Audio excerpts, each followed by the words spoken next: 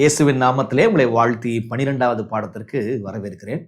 நாம் 11 பாடங்கள் என்ன படித்தோம்? 12வது பாடமும் 13வது பாடம் என்ன படிக்க போறோம்? என்ன கருத்தின் கீழாக படித்துக் கொண்டிருக்கிறோம்? உங்களுக்கு ஏதாவது ஞாபகத்தில் இருக்கிறதா?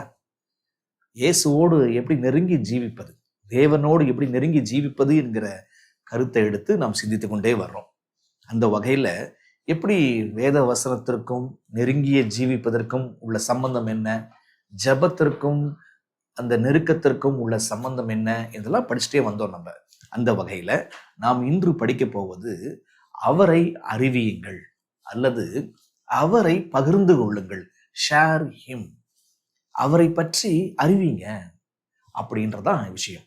இப்ப அவரை பற்றி அறிவிக்கிறதுக்கும் நம்ம ஆண்டவரோடு நெருங்கி ஜீவிப்பதற்கும் உள்ள தொடர்பு என்ன, அதை அலசி ஆராய்வதுதான் இந்த 12வது பாடம். இந்த 12வது பாடத்தை 4 பிரிவுகளாக நம்ம பிரித்து நாம் படிக்க போகிறோம். இயேசுவை அறிவிப்பதற்கான கட்டளை, இதை முதலாவது படிப்போம். அடுத்தது இயேசுவை அறிவிப்பதற்கான காரணங்கள், எதுக்காக நம்ம அறிவிக்கணும், காரணங்கள்.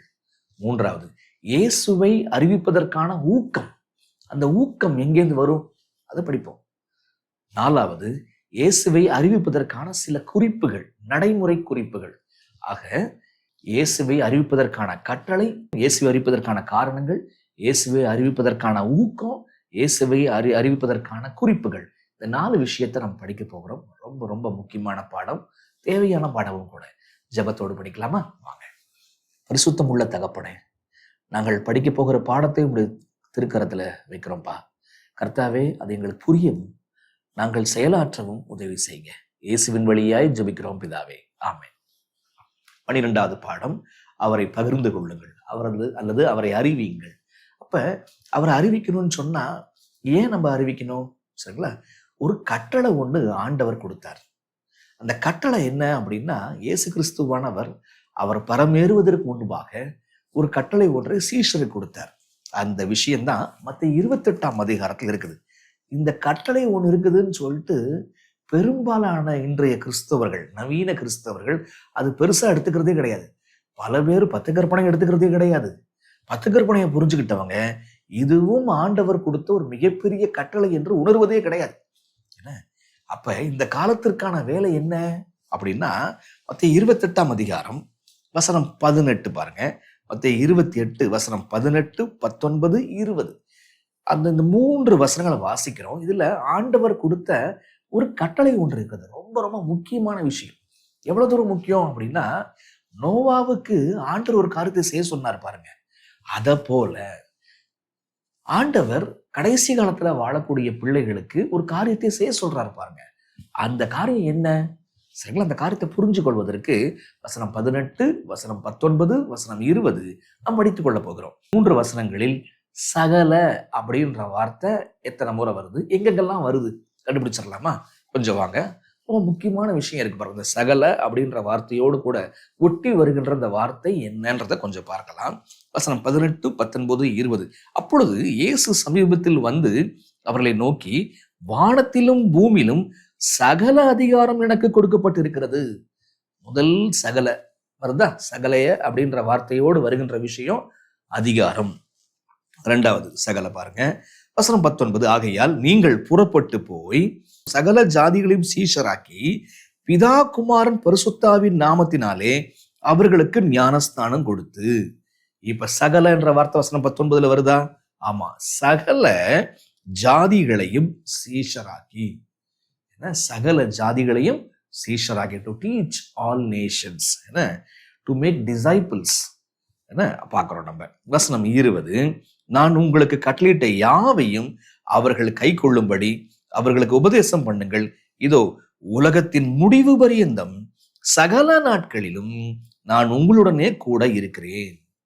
அப்ப சகல நாட்களிலும் உங்களுடனே கூட இருக்கிறேன். இன்னொரு அழகானது சகல அப்படின்றது ஒத்து வருகின்ற இன்னொரு வார்த்தையும் வருகிறது. என்னன்னா யாவையும். யாவையும் என்ன? யாவையும் நான் உங்களுக்கு கட்டளையிட்ட யாவையும் அவர்கள் கைகொள்ளும்படி அவர்களுக்கு உபதேசம் பண்ணுங்கள். ஆக சகல வல்லமை அல்லது சகல அதிகாரம், சகல ஜாதிகளையும் சீஷராக்குங்கள். மூன்றாவது, சகல நாட்களிலும் நான் அவங்களோடு கூட இருக்கிறேன். நாலாவது, நான் கட்டளையிட்ட யாவையும் அவர்கள் கைக்கொள்ளும்படி நீங்க போய் உபதேசம் பண்ணுங்கள். அப்ப ஆண்டவர் இங்க ஒரு விஷயம் சொல்றார். அப்ப என்ன பண்ண சொல்றார்? நோவாவுக்கு பேழையை கட்ட சொன்ன தேவன் இப்ப நமக்கு என்ன சொல்றாரு? நீங்கள் புறப்பட்டு போய், அதுதான் விஷயம்.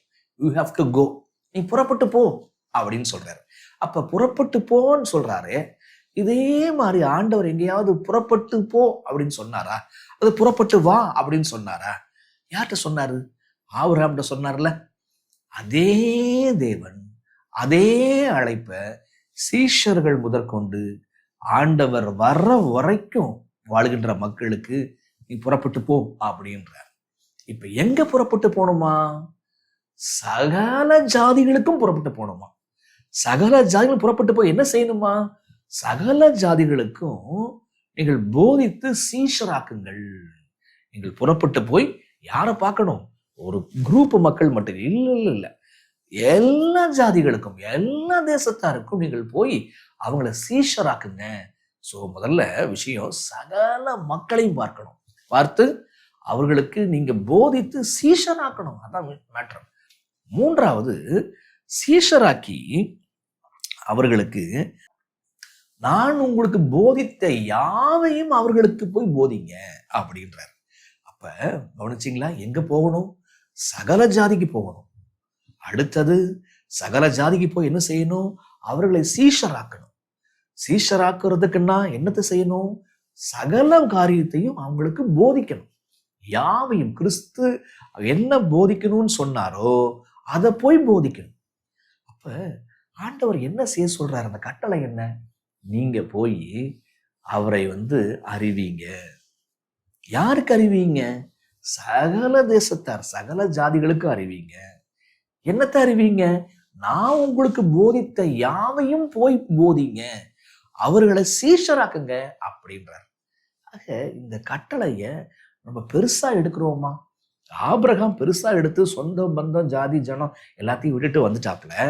ஆனா நம்ம அதை பெருசா எடுத்து நம்முடைய இலக்கு, மாலைய இலக்கு, நம்ம சகல ஜாதிகளுக்கும் போகணும். அப்ப சகல மக்களை போய் பார்க்கணும்னு சொல்லிட்டு முதல்ல வீட்டை விட்டு கிளம்புறோமா? உங்களுக்கு புரியுதா? உங்களுக்கு சரி. அப்ப சகல ஜாதிகளுக்கும் போகணும், சீஷராக்கணும். சும்மா ஏதோ சபையில உறுப்பினரா மட்டும் கிடையாது. இயேசு கிறிஸ்து எங்கெல்லாம் போனாரோ அங்கெல்லாம் சீஷர்கள் போனாங்க. இயேசு கிறிஸ்து பரமேறின பிற்பாடு இயேசு கிறிஸ்துடைய வேலையை அவங்க செஞ்சாங்க. அவங்கதான் சீஷர்கள். அப்ப ஞானம் முழுக்கு கொடுத்து ஒரு மதத்திலிருந்து இன்னொரு மதம், ஞானம் முழுக்கு கொடுத்து ஒரு சபையிலிருந்து இன்னொரு சபை அல்ல, அவங்கள இந்த செய்தியை சுமக்கிறவங்களாக, இந்த செய்தியை போய் அறிவிக்கிறவங்களாக மாத்துறது, அதுதான் சீஷராக்குறது. அப்ப அந்த சீஷராக்குற வேலையை நம்ம செய்யறோமா? நம்ம சகல ஜாதி அந்த இலக்கோடு பயணிக்கிறோமா? இயேசு என்ன போதித்தாரோ, இயேசு என்ன போதிக்க சொன்னாரோ அதை போதித்து அவர்களை கைகொள்ளும்படி நம்ம அதை செய்யறோமா? ஆங்கிலத்துல ரொம்ப அழகா இருக்குங்க. அப்ப ஞான முழுக்குக்கு முன்பாக போதிங்க, ஞான முழுக்குக்கு பிற்பாடும் போதிங்க. ஆங்கிலத்துல பார்த்தோம் ரொம்ப பியூட்டிஃபுல்லா வரும். அப்ப ஞான முழுக்குக்கு முன்பு நம்ம சகல ஜாதிகளுக்கும் போதிக்கிறோமா? ஞான முழுக்குக்கு பிற்பாடும் அவர்கள் தக்க வைத்துக் கொள்வதற்கு போதிக்கிறோமா? முதல்ல அடிப்படை விஷயம், நாம புறப்பட்டு போறோமா? சரி, புறப்பட்டு போய் என்ன சொல்றது? இங்க ஒரு லேசா க்ளூ இருக்கு. நான் உனக்கு போதித்த யாவையும் நீங்க போதிங்க அப்படின்றாரு. சரி, அப்போ இன்னொரு வசனத்துக்கு வரலாங்க. 24:14 என்ன சொல்லணும்? யாருக்கு சொல்லணும்? அங்க வருது பாருங்க. 24:14 ராஜ்யத்தினுடைய இந்த சுவிசேஷம் பூலோகம் எங்கும் உள்ள சகல ஜாதிகளுக்கும் சாட்சியாக பிரசங்கிக்கப்படும், அப்போது முடிவரும். அப்ப என்ன சொல்லணும்? இந்த சுவிசேஷத்தை போய் சொல்லு. யாருக்கு சொல்லு? சகல ஜாதிகளுக்கு போய் சொல்லு. எப்படி சொல்லு? பைபிள் சொல்லுது, சாட்சியாக பிரசங்கியுங்கள். அப்ப இங்க ஒரு விஷயம் வந்துருச்சா? 2 மிக முக்கியமான கருத்துக்கள் வெளில வந்துருச்சு. முதல் கருத்து என்ன சொல்றது? ராஜ்யத்தினுடைய இந்த சுவிசேஷம் ஒண்ணு இருக்குது, அத போய் சொல்லு. அப்ப சகல ஜாதிகளுக்கு போய் சொல்லணும்னா சகல ஜாதிக்கு என்ன சொல்லணும்? இங்க இருக்குது, சுவிசேஷத்தை போய் சொல்லு. சரி, இப்ப அதை எப்படி சொல்லு? அதை சாட்சியா போய் சொல்லு. அது ரொம்ப ரொம்ப ரொம்ப முக்கியம். அதுதாங்க பாடாங்க, அதான் ஆரம்பிக்குது. அப்ப இந்த சுவிசேஷம் என்ன? வெளிப்படுத்தல் 14:6 பார்த்தோம்னு சொன்னா, பின்பு வேறு ஒரு தூதன் வானத்தின் மத்தியிலே பறக்க கண்டேன். அவன் சகல ஜாதிகளுக்கும் சகல கோத்திரத்தாருக்கும் சகல பாஷைக்காருக்கும் அறிவிக்கத்தக்கதாக, அப்புறம் நித்திய சுவிசேஷத்தை உடையவனாயிருந்து. அப்ப ஆண்டவர் புறப்பட்டு போங்க, சகல ஜாதிகளுக்கும் நித்திய சுவிசேஷத்தை போய் அறிவிங்க அப்படின்றார். அப்ப நித்திய சுவிசேஷத்தை போய் அறிவிங்க. சரி, எப்படி அறிவிங்க அப்படின்னா, இதான் சும்மா வாய்மொழியா அல்ல, சாட்சியா போய் சொல்லுங்க. இப்ப கேள்வி வருது நமக்கு, சாட்சினா என்ன? சாட்சியா அறிவிக்கிறதுனா என்ன? அப்போஸ்தலர் 4ஆம் அதிகாரத்துக்கு வந்துடலாம் பாருங்க. அந்த சாட்சி அப்படின்றதுக்கான ஒரு நல்ல ஒரு உதாரணம் அங்க வந்துருது. அப்போஸ்தலர் 4:13, பேதுருவும் யோவானும் பேசுகிற தைரியத்தை அவர்கள் கண்டு அவர்கள் படிப்பறியாதவர்கள் என்றும் பேதமை உள்ளவர்கள் என்றும் அறிந்தபடியினால் ஆச்சரியப்பட்டு, என்னவா? பேதுருவும் யோவானும் பேசுகிற தைரியத்தை கண்டு, எங்கேந்திரா இவங்க பேசுறாங்க, இவங்களுக்கான பவர் எங்கிருந்து வருது அப்படின்னா அறிந்தபடினால் அவர்கள் இயேசுவுடனே கூட இருந்தவர்கள் என்று அறிந்து கொண்டார்கள். அப்ப சாட்சி யாரு? இயேசுவோட கூட இருக்கிறவன் அவன் ஐ விட்னஸா மாறுறான். யார் சாட்சி? பார்த்தவன் அவன் தானே சாட்சி. அப்ப இயேசுவோட கூட இருந்தவர்களுக்கு அந்த தைரியம் வருது. அவர்கள் மனுஷனை குறித்து பயப்படுறதில்ல, அவங்க போய் சொல்றாங்க. அப்ப சாட்சி யாரு? இன்னொரு வசனம் கூட வாசிக்கலாம். 4:13 வாசிச்சோமா? 4:20 பாருங்களேன். நாங்கள் கண்டவைகளையும் கேட்டவைகளையும் பேசாமல் இருக்க கூடாதே என்றார்கள். What is witness? Who is a witness? கண்டவைகளையும் கேட்டவைகளையும் பேசாமல் இருக்க கூடாதே, அவன் தான் விட்னஸ். அப்ப நீ பார்த்திருக்கிறியா? நீ கேட்டிருக்கிறியா? இயேசு கிறிஸ்துவினுடைய காரியத்தை பார்த்திருக்கிறாயா? இயேசுவை பார்த்திருக்கிறாயா? இயேசுவை அறிந்திருக்கிறாயா? அப்படின்னா நீ தான் சாட்சி. உங்களுக்கு தலைப்பு புரியுதா? அந்த பாடத்தினுடைய கருத்து என்ன? அவரோடு நெருங்கி ஜீவிக்கணும். அவரோட நெருங்கி ஜீவிப்பதற்கும் அறிவிக்கிறதுக்கும் சம்பந்தம் இருக்குதா? சம்பந்தம் இருக்குது. அவரோடு கூட இருந்தவன், அவரை பார்த்தவன், அவரை கேட்டவன் அவரை குறித்து அறிவிப்பான். அவரை குறித்து அறிவிப்பான். சரிங்களா? அதுதான். இன்னொரு வசனம் கூட பாருங்க. அப்போஸ்தலர் 1:8 பாருங்க. அப்ப அவரை பார்த்தவன், அவரை கேட்டவன் அறிவிக்கிறான். ரைட்டுங்களா? அதுக்கப்புறம் பார்க்கிறோம், அவங்களோடு கூட இருந்தவன் அறிவிக்கிறான். அதான் விஷயம். 8, பரிசுத்த ஆவி உங்களிடத்தில் வரும் பொழுது நீங்கள் பலனடைந்து எருசலேமிலும் யூதயா முழுவதிலும் சமாரியாவிலும் பூமியின் கடைசி பரியந்தம் எனக்கு சாட்சிகளாய் இருப்பீர்கள். எப்ப சாட்சிகளா இருப்போம்? பரிசுத்த ஆவியானவர் வரும்போது. அப்ப ஏற்கனவே படிச்சோம் அப்போஸ்தலர் 4:13, அவரோடு கூட இருந்தவன் தான் சாட்சிக்காரனா மாறுறான். அவரை பார்த்தவன், அவரை குறித்து கேட்டவன் சாட்சிக்காரனா மாறுறான். இப்ப இங்க வசனம் 8ல யார் சாட்சிக்காரன்? யார் சாட்சி பகர முடியும் அப்படின்னா, பைபிள் சொல்லுது, பரிசுத்த ஆவியை நீங்க பெற்றீங்கன்னா நீங்க சாட்சி பகர்றீங்க. ஆக நம்ம நிறைய வசனம் படிச்சிருக்கிறோம். ரைட்டா?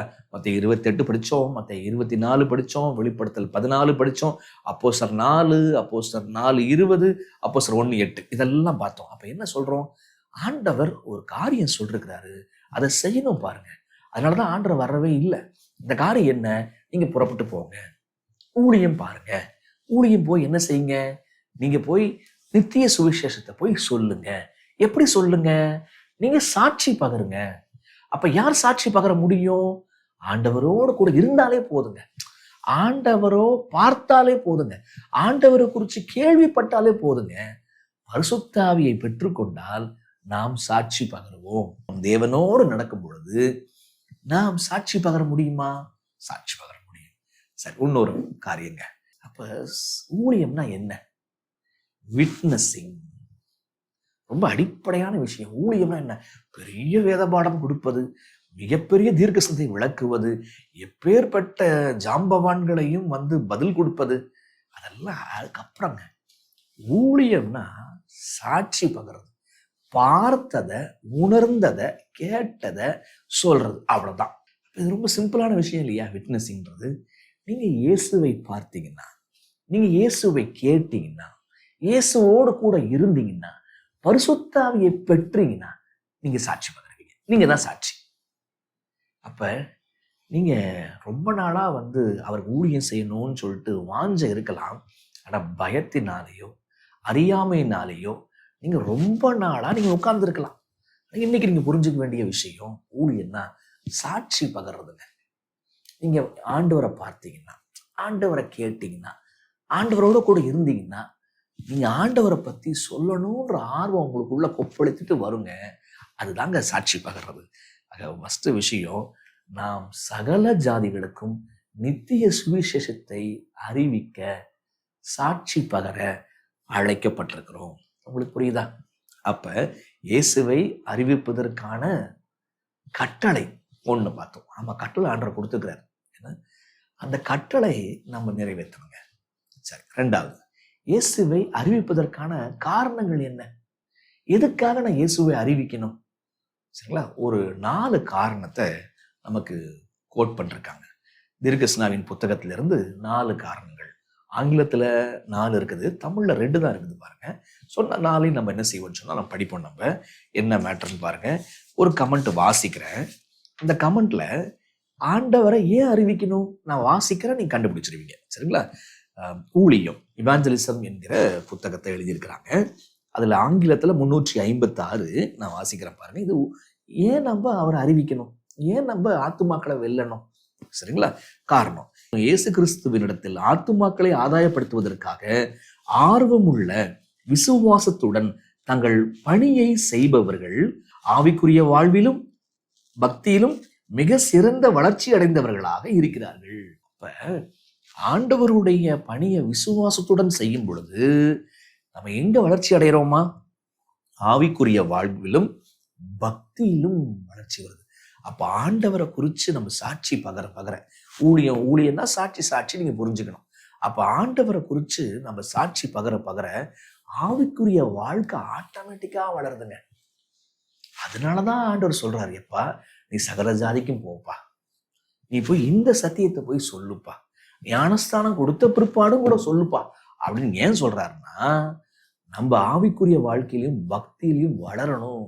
அடுத்தது பாருங்க, தீமையை தடுப்பதற்கான பலம் தீவிரமான சேவையினால் மட்டுமே கிடைக்கிறது. எங்க எழுதுறாங்க? எழும்பி பிரகாசி இயேசுவின் சீடர்கள், 11வது அதிகாரம் 5வது பேரா. அப்ப தீமை எதிர்ப்பதற்கான சக்தி, strength to resist evil is best gained through aggressive service. என்னவா? தீவிரமான ஊழியத்தின் மூலமா தான் தீமை எதிர்த்து நிற்கணும் அப்படின்ற சக்தி பிறக்குதான். முதல்ல ஆவிக்குரிய வாழ்க்கையில வளர்றதுக்கு நம்ம அவரை அறிவிக்கணும்.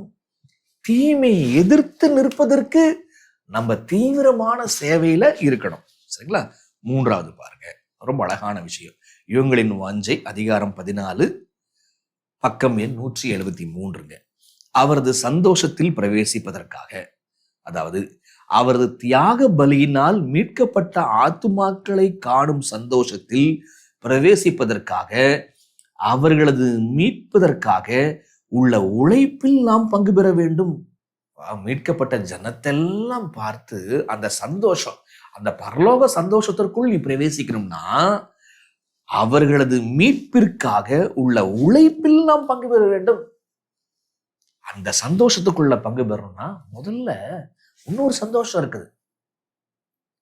அவரை மீட்கணும் அப்படின்ற ஒரு பணி இருக்குல்ல, அந்த பணியில பங்கு பெற்றாதான் அங்க அவருடைய சந்தோஷத்தை, எதிர்கால சந்தோஷத்துல பிரவேசிக்க முடியும். சொல்றாரா? வாருங்கள் பிதாவினுடைய சந்தோஷத்திற்குள் இணைப்பாருங்கள் சொல்றாருல, பிரவேசிங்கள் சொல்றாருல, அதுதாங்க. யாரு? வஸ்திரம் இல்லாதவனுக்கு வஸ்திரம் கொடுக்கறது, தாகத்தை தீர்க்கிறது, போய் ஜெயில போய் விசிட் பண்றது, ஆத்துமாக்களை பார்க்கறது, அவங்க பிதாவினுடைய இளைப்பாறலுக்குள்ள பிரவேசிக்கிறாங்க. ஆக ஒன்று, ஆத்ம வாழ்க்கையில வளர்ச்சி அடைய முடியும். 2வது, தீமையை எதிர்ப்பதற்கான வல்லமை, பலம் பெற முடியும். 3வது, எதிர்காலத்துல நம்ம அந்த சந்தோஷத்திற்குள்ள நம்ம பிரவேசிக்க முடியும். 4வது கல்வி, அதிகாரம் 31, பக்கம் எண் 311.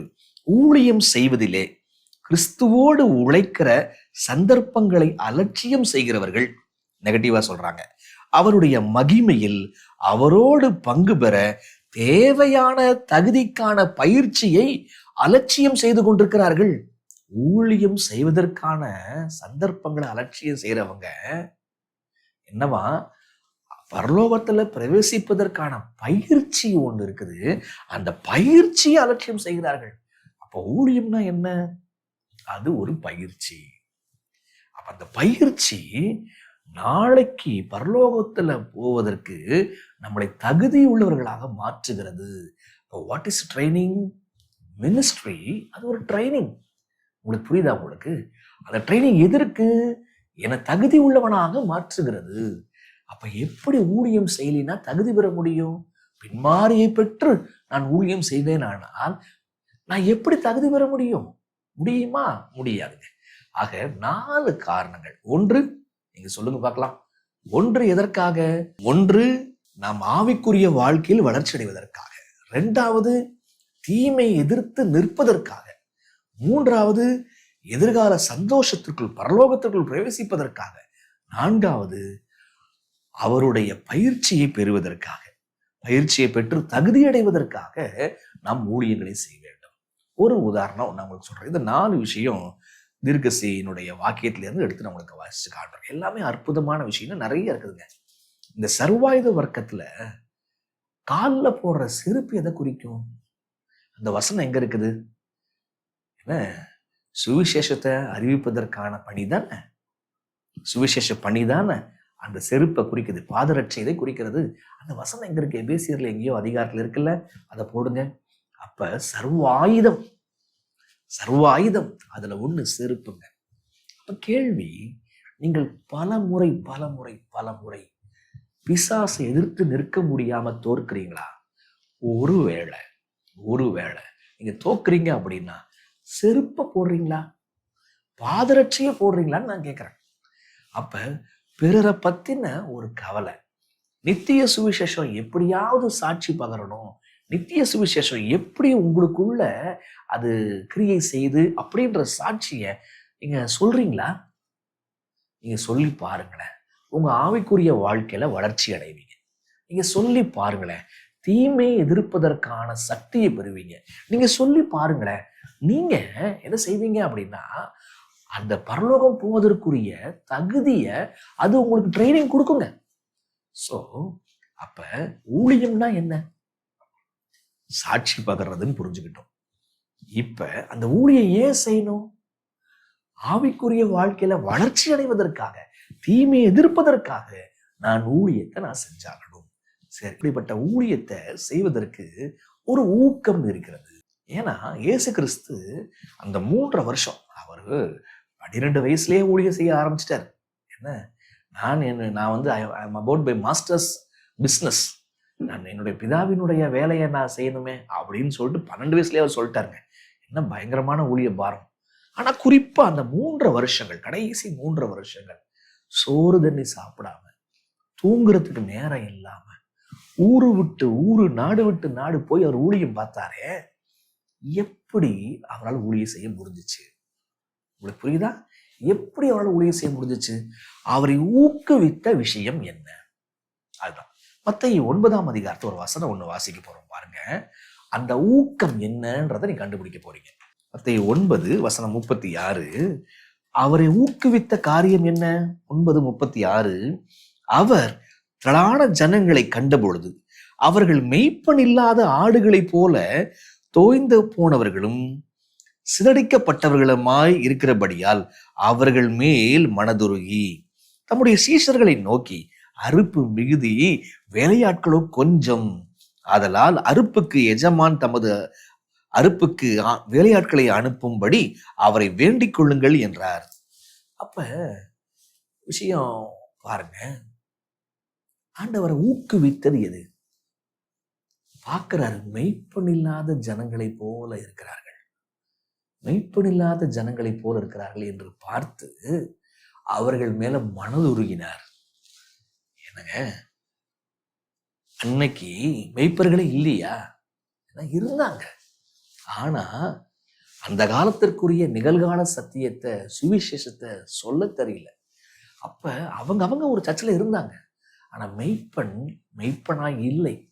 மக்கள் அங்கும் இங்கும் ஓடி வரதை பார்க்கும்போது அவர் மனசு உடஞ்சு போச்சுங்க. அவர் போய் ஜஸ்ட் ரெஸ்ட் எடுத்துட்டு கொஞ்சம் சாப்பிட்டு கொஞ்சம் தூங்கி கொஞ்சம் ஜெபம் பண்ணலான்னு பார்த்தாரு. அதெல்லாம் என்னத்துக்குடா? இந்த மக்களை பார்க்கும்போது சோறா முக்கியம், சாப்பாடா முக்கியம், தண்ணியா முக்கியம், ஓய்வா முக்கியம், அப்புறம் பார்த்துக்கலாம், பிதா பார்த்துக்கொள்வார் அப்படின்னு சொல்லிட்டு ஒரு காரியம் சொல்றாரு பாருங்க. அறுப்புக்கு வேலையாட்களை அனுப்பும்படி நீங்க ஜெபம் பண்ணுங்க. அறுப்புக்கு வேலையாட்கள் ரொம்ப கம்மியா இருக்கிறாங்க. இப்படி சொல்லுங்க. இயேசுவை ஊக்குவித்தது எது? மனதுருக்கம். அப்ப நம்மள ஊக்குவிக்கிறது எது? நமக்கு வேலைக்கு மத்தியில நம்ம ஊழியம் செய்யணும்னு சொன்னா நம்மளை ஊக்குவிக்கிறது எது? நம்முடைய பலவீனத்தின் மத்தியில, நோய் நொடியின் மத்தியில, பற்றாக்குறையின் மத்தியில, பணம் இருக்குதோ இல்லையோ, அவமானமோ எதுக்கு மத்தியில, நாட்டினுடைய பல சட்டங்களுக்கு மத்தியில நம்ம ஊழியம் செய்யணும்னா, நம்ம பகிர்ந்து கொள்ளணும், அவரை அறிவிக்கணும்னா எது முக்கியம்?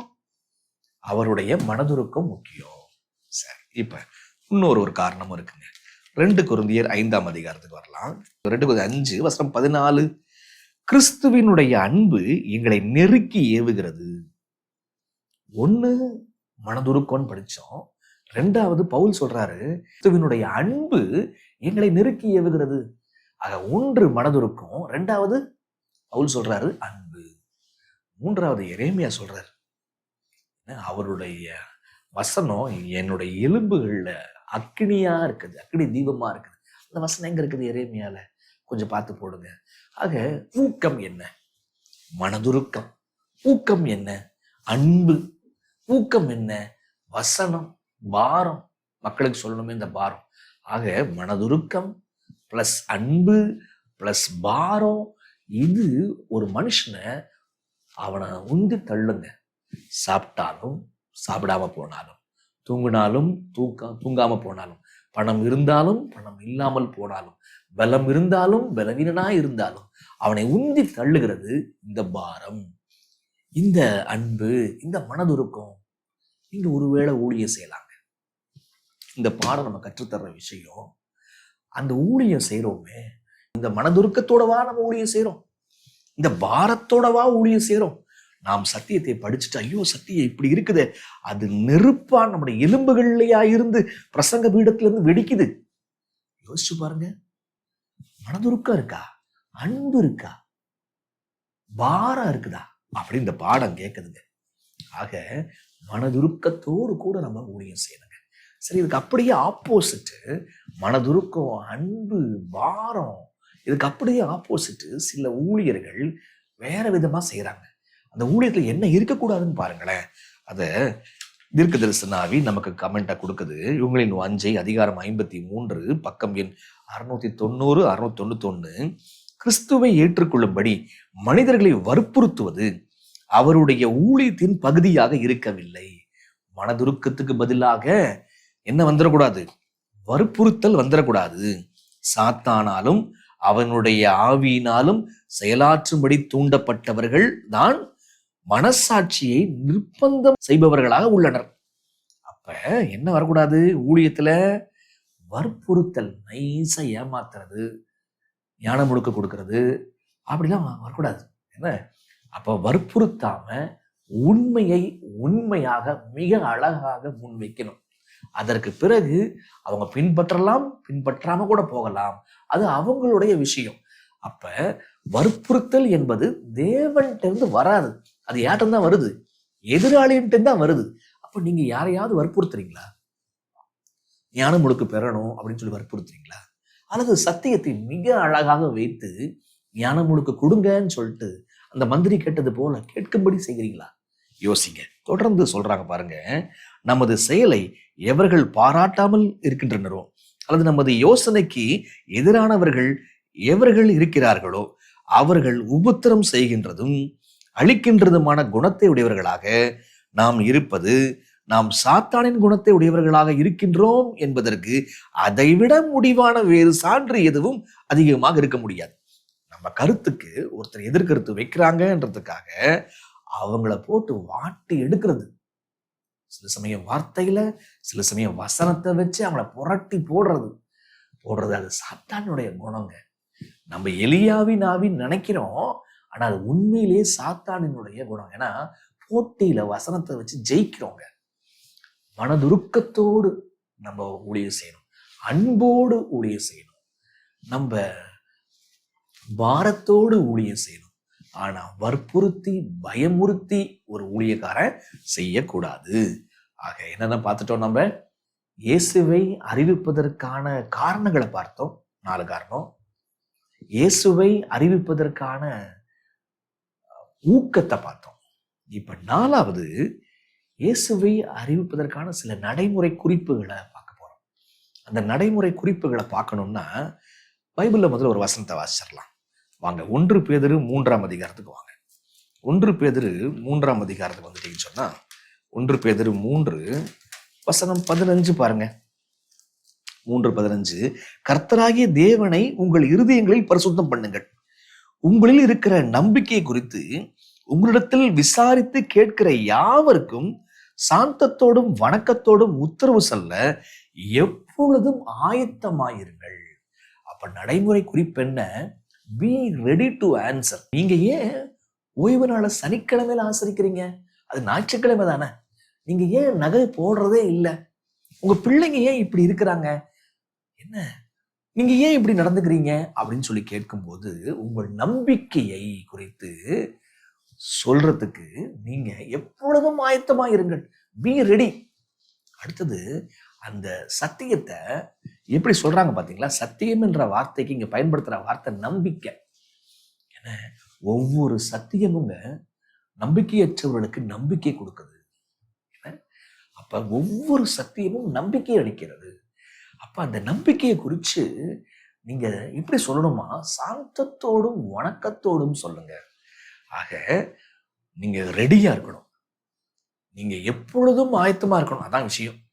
எப்பொழுதும் ஆயத்தமா எப்படி சொல்லணும் அப்படின்னா சாந்தத்தோட போய் சொல்லுங்க. சண்டை போட்டு நிக்காத. இதெல்லாம் யார் செய்வா? ஃபர்ஸ்ட் ஸ்டெப்பு இருதயத்துல ஆண்டவரை பரிசுத்தப்படுத்துங்க. அப்படின்னு அர்த்தம் என்ன? உங்க இருதயத்தை பரிசுத்தப்படுத்துங்க. இது பரிசுத்தப்படுத்துனீங்கன்னா நீங்க இந்த ஆத்மாவுக்கு எப்படி சத்தியம் கொண்டு போகலாம் அப்படின்ற யோசனையை பரிசுத்தாய் கொடுப்பாரு. அப்ப அந்த நம்மெல்லாம் அப்படி யோசிச்சு கொண்டே இருக்கும் பொழுது என்ன சொல்லலாம்னு யோசிக்கும் பொழுது நீங்க எதை குறிச்சு தயாரிச்சுட்டே இருக்கிறீங்களோ அந்த தயாரிச்சுட்டே இருக்கிற அந்த விஷயத்தை குறிச்சு அவங்களே கேட்பாங்க கேள்வி. இப்ப அவங்க கேட்கும் பொழுது தேவன் அழகா இணைக்கின்றார். உடனே சாந்தத்தோடும் வணக்கத்தோடும் போய் சொல்லுங்க. ஒரு அருமையான உதாரணம் பைபிள்ல இருக்குது. யோவான் 4ஆம் அதிகாரத்துல இயேசு கிறிஸ்து அவர் என்ன சொல்றாருன்னா, வாங்க யோவான் 4ஆம் அதிகாரத்துல சமாரிய ஸ்திரீட்ட பேசும் பொழுது அங்க ஒரு 3-4 படி இருக்கு பாருங்களேன். அவர் எப்படி அறிவிக்கிறாரு அப்படின்றதுல யோவான் 4:4 அவர் சமாரியா நாட்டின் வழியாய் போக வேண்டியதா இருந்தபடியால் அவரு சமாரியா ஊருக்கு போய் யாரையாவது போய் பார்த்து சத்தியம் சொல்லணும்னு விரும்புறாருங்க. அப்ப அங்க ஒரு பாரம் இருக்கு, கவனிச்சிங்களா? அவருக்கு பாரம் இருக்குதுங்க. பிறருக்கு போய் சமாரியா ஊருக்கு போய் சத்தியம் சொல்லணும், அவங்க பிரிஞ்சு கிடக்குறாங்க அப்படின்னு சொல்லணும்ன்ற ஒரு பாரம் அவங்களுக்குள்ள இருக்குதுங்க. இயேசு கிறிஸ்துக்கு இருந்துச்சுங்க. அடுத்தது அவரு ஒண்ணு என்ன செய்வாருன்னா பிறருக்கு தேவையை சந்திப்பாரு, இல்ல தன்னுடைய தேவைய அவங்க சந்திக்கணும்னு சொல்லிட்டு கேட்பாரு. எப்படியாவது பேச்சுவார்த்தைக்குள்ள வரணும் இல்ல. அவங்களுக்கு ஏதாவது தேவை, உங்களுக்கு தண்ணி தேவையா, உங்களுக்கு சாப்பாடு தேவையா, உங்களுக்கு வஸ்திரம் தேவையா, இப்படி குறிப்பறிஞ்சு செய்வாரு. இல்லைன்னா எனக்கு இது தேவைன்னு சொல்லி கேட்பாரு. அங்க என்ன பண்றாரு? எனக்கு ஒரு தண்ணி கொடுமான்னு சொல்லி கேட்கிறாரு. 2வது ஸ்டெப். முதல்ல பாரம் இருக்குது, அங்க போகணும்னு சொல்லிட்டு. அந்த காலத்துல யாரும் சமாரியாவுக்குலாம் போக மாட்டாங்க பாருங்க, ஒரு நல்ல யூதன்லாம். ஆனா அவர் போகணும்னு நினைக்கிறாரு. 2வது அவரு எனக்கு தாகத்துக்கு தண்ணி விடுமான்னு சொல்லி கேட்டுக்கிறார். இப்படி சம்பாஷணையை ஆரம்பிக்கிறார். 3வது அந்த சம்பாஷணை அது ஒரு பிசிக்கல்ல இருந்து ஸ்பிரிச்சுவலா மாத்துறார். என்ன தண்ணீர்ல இருந்து ஆவிக்குரிய தண்ணீர், ஜீவ தண்ணீராக்கு பேச்ச மாத்துறார். 4வது ஜீவ தண்ணீரை பத்தி பேசிட்டு இருக்கும் போது டக்குன்னு என்ன பண்ணிட்டாருன்னா அந்த ஆத்மாவை பாவியா அந்த ஆத்மாவை ஊழியக்காரியா மாத்தி விட்டுறார். உங்களுக்கு புரியுதா? முதல்ல பாரம் இருக்குது, அப்புறம் இம்மைக்குரிய தேவையை குறித்து பேசுறாரு அல்லது கேட்கிறாரு, ஏதோ ஒன்று நடக்குது. அந்த தேவையிலிருந்து அப்படியே ஆவிக்குரிய டாபிக் மாத்துறாரு. டாபிக்கை மாத்திட்டு அப்படியே என்ன பண்றாருன்னு சொன்னா, அந்த அம்மா போகும்போது ஊழியக்காரியா போயிடுறாரு. ஏன்னா ஜீவ தண்ணீரை குடிச்சவங்க அவங்கள்ட்ட இருந்து நதிகள் ஓடும் அப்படின்றாருல. அந்த அம்மா கொடுக்கிறவங்களா மாறிட்டாங்க. அப்படின்னா ஜீவ தண்ணீரை, கிருபைய ருசி பார்க்க ஆரம்பிச்சிட்டாங்க. அதுதான் சாட்சி. இந்த அம்மாவுக்கு என்ன பெரிய விஷயம் இருக்கும்? ஏன் இந்த உதாரணம் எடுத்தேன் அப்படின்னா, எவ்வளவு பெரிய நேரங்கள் பெற்று நம் சாட்சி பகர முடியும். பாருங்க, ஒரு சின்ன சம்பாஷணையிலேயே சாட்சி சொல்ற ஊழியக்காரியை ஆண்டவர் மாத்துறாரு. அப்ப மேலும் மேலும் படிச்சோம்னா ஆண்டவர் பாத்துல உட்கார உட்கார உட்கார எவ்வளவு பெரிய ஊழியரை நம்ம செய்ய முடியும். நம்மெல்லாம் எத்தனை வருஷமா சபைக்கு போயிட்டு இருக்கிறோம். அப்படின்னா என்ன பிரம்மாண்ட ஊழியத்தை நம்ம செஞ்சிருக்கணும். ஏன் செய்யல? யோசிங்க. பாயிண்ட் 1 அங்கதான். இருதயத்துல ஆண்டவரை பரிசுத்தப்படுத்தவே இல்லை. அதுதான் விஷயம். ஆக யோசிச்சு பாருங்க, இருதயத்துல ஆண்டவரை பரிசுத்தப்படுத்துனீங்கன்னு சொன்னா, ஆண்டவர் உங்களுக்கு ஆத்துமாக்கள், இந்த ஆத்துமாவுக்கு இந்த தேவை இருக்குது, அந்த தேவையை சந்திக்க நீ ஏதாவது செய்ய அப்படின்னு சொல்லிட்டு ஆண்டவர் சொல்லுவார். அந்த தேவையை சந்திங்க. உங்களோட நட்பு உருவாகும். உங்க நட்பை, உங்க ஃப்ரெண்ட்ஷிப்பை ஆண்டவர் டாபிக்கு மாத்துங்க. அதுக்கு ஜெபம் பண்ணுங்க. அவங்களே கேள்வி கேட்பாங்க. நீங்க அந்த டாபிக்ல நீங்க வெல்வெஸ்டா முன்கூட்டியே ஆயத்தமாக இருங்கள். அவங்க கேட்கிற கேள்விக்கு முன்கூட்டியே ஆயத்தமாக இருங்க. அப்படி செய்யும் பொழுது ஆண்டவர் என்ன செய்வார்னா, அந்த சந்தோஷத்தை உங்களுக்கு கொடுப்பார். ஆக என்னெல்லாம் பார்த்துருக்கிறோம். இயேசுவை அறிவிப்பதற்கான கட்டளை பார்த்தோம். இயேசுவை அறிவிப்பதற்கான காரணத்தை பார்த்தோம். இயேசுவை அறிவிப்பதற்கான ஊக்கத்தை பார்த்தோம். இயேசுவை அறிவிப்பதற்கான கடைசியா நான் பார்த்தது குறிப்பு, நடைமுறை குறிப்பை பார்த்தோம். எரேமியா 31ஆம் அதிகாரத்துக்கு வாங்களேன். வசனம் 18 பாருங்க. இந்த எப்ராயிம் ஆண்டவரை விட்டு போயிட்டாப்ல. ஆண்டவர் அந்த எப்ராயிமை குறித்து, ராகேல் அவங்க பாட்டி கதர்றா, அப்ப ஆண்டவர் நம்பிக்கை கொடுக்கிறாரு பாருங்க. எப்ராயிம் 31:20 பாருங்க. எப்ராயிம் எனக்கு அருமையான குமாரன் அல்லவோ, அவன் எனக்கு பிரியமான பிள்ளை அல்லவோ, அவனுக்கு விரோதமாய் பேசினது முதல் அவனை நினைத்து கொண்டே இருக்கிறேன். ஆகையால் என் உள்ளம் அவனுக்காக கொதிக்கிறது, அவனுக்கு உருக்கமாய் இறங்குவேன் என்று கர்த்தர் சொல்லுகிறார். பையன் எப்ராயிம், இஸ்ரவேல் மக்கள் ஆண்டோட்டு போயிட்டாங்க. அப்ப ஆண்டவன் தப்ப சொன்னார். அதான் சொல்றாரு ஆண்டவர், அவனுக்கு விரோதமாய் பேசினது முதல் அவனை குறித்து நினைத்து கொண்டே இருக்கிறேன், விட்டுறல, என் உள்ளம் அவனுக்காக கொதிக்கிறது, அவனுக்கு உருக்கமாக இறங்குவேன் என்று ஆண்டவர் சொல்றாருங்க. அப்ப அவங்கெல்லாம் எதிராளியின் தேசத்திலிருந்து அவங்கெல்லாம் திரும்பி வருவாங்க அப்படின்றார். எதுக்கு இது படிக்கிறோம் அப்படின்னா, உங்க வீட்டிலேயே பிள்ளைகள், கணவர் யாராவது ஆண்டவரை விட்டு தூர போயிட்டாங்களா, அவங்கெல்லாம் திரும்பி வருவாங்க என்ற நம்பிக்கையை ஆண்டவர் கொடுக்கிறார். எப்ராயிம் எப்படி திரும்பி வருவான்ற நம்பிக்கையை ஆண்டவர் கொடுத்தாரோ, அதே போல நம்பிக்கை ஆண்டவர் உங்களுக்கும் கொடுக்கிறார். நீங்கள் புறப்பட்டு போங்க, சகல ஜாதிகளுக்கும் ஆண்டவர் போதிச்ச சகல விஷயத்தையும் போதிங்க, ஞானம் முழுக்க கொடுங்க. அவரு வானத்திலும் பூமியிலும் அதிகாரம், சகல அதிகாரமும் பெற்றவராக இருக்கிறார். உங்களுடைய எப்ராயிம் மீண்டும் வருவான். நீங்க சாட்சி பகருங்க. ஜெபம் பண்ணலாமா? அன்புள்ள தகப்பனே, நாங்க உம்மோடு நெருங்கி ஜீவிப்பதற்கு நாங்க எவ்வளவு தீவிரமாக ஊழியம் செய்யணும். ஊழியன்னா வேற ஒண்ணும் கிடையாது. நாங்க கண்டதை, கேட்டதை, ருசி பார்த்ததை போய் சொல்றது, இதுதான் ஊழியம் அப்படின்னு சொன்னீங்களேப்பா. நாங்களும் அந்த ஊழிய பணியில செய்ய உதவி செய்யுங்க. நாங்க யாருக்கு நாங்க சேவை புரியணும் என்பதை உணர்த்துங்க. என் கண்களை திறந்து கொடுங்க. இயேசுவின் வழியாய் ஜெபிக்கிறோம் பிதாவே, ஆமென்.